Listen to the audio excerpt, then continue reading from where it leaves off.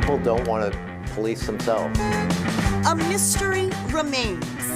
When it comes to cannabis use and getting behind the wheel, from tech to education, the race is on to pump the brakes on impaired driving. So in the absence of science not being settled, what can we do? And what we can do is we can do prevention and education. Driving under the influence of cannabis is illegal, but with no single test to help determine a driver's impairment, there is a gray area. Alcohol is water soluble. We all know the breathalyzer, but with cannabis, it's fat soluble. So how do we differentiate recent use versus residual use? And that's the $1 million plus question, if you will. I drive slower when I'm high. Cannabis Control Commissioner Kimberly Roy says that is why education is fundamental, especially in driver's ed classes. I made it my mission as a commissioner to provide this important life-saving information.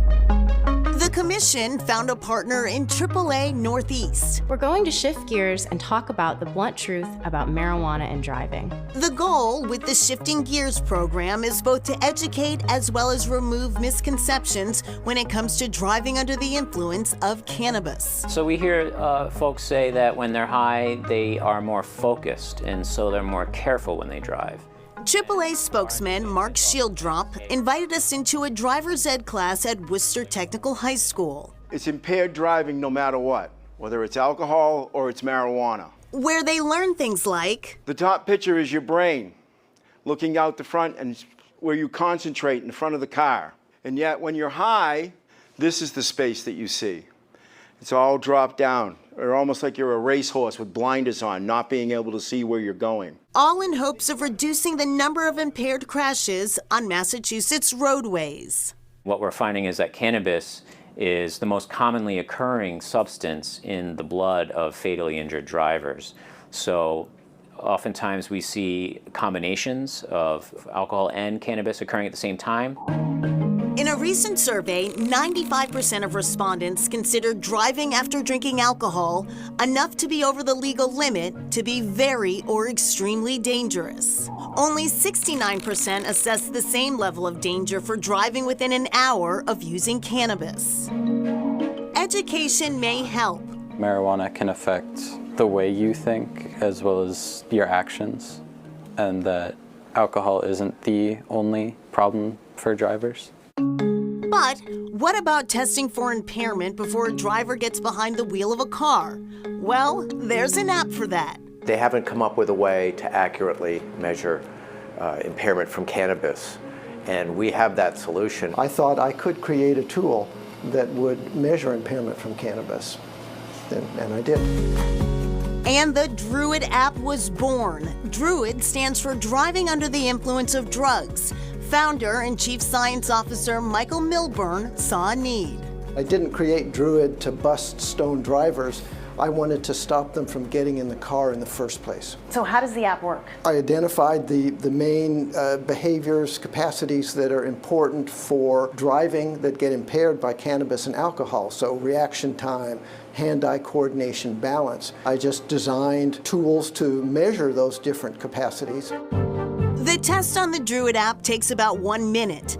The key is first to take the test unimpaired to establish a baseline score. There are 3 tasks, okay? You do one task at a time, Okay. and each one has a little different instructions. It's really about how you do against yourself.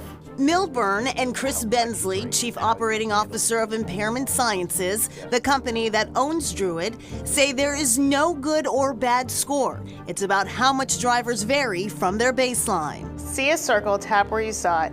Tap stop when you estimate 15 seconds have passed. I wanted to give it a shot. These things pop fast. Oh no, wrong one. I think this one might be easier. I just see the circle and count to 15. I can multitask. And then it was time for my baseline score. 43.8. And that was my first time doing it. The tasks may appear to be easy, but they're actually difficult in the moment, especially if you are impaired. Rather than a simple measure of substances in your body, Druid officials say the app tests the state of your brain and your body together. Our hope is that Druid is seen similar to a fever thermometer, in that the fever thermometer will tell you that you have a fever, but it doesn't tell you why. The same thing with Druid. We will tell you with the tool that you have an impairment, and then it's up to the professionals to determine what to do with that. The company hopes to eventually get the Druid app into hands of police officers to assist with the current roadside sobriety tests that are already in place. But for now, drivers can download Druid on their own. And I took the Druid test a few times, and it really, you do have to concentrate in that moment because the task can be tricky. Now, Impairment Sciences has expanded to individuals, and now they're really trying to market it to employers as well, especially the industrial industry. Well, they say that Druid not only works for cannabis impairment, but for impairment of any kind, whether it's alcohol or even exhaustion. So it could be a tool for a lot of employers. It is tricky. All right, coming up, dinner with a kick.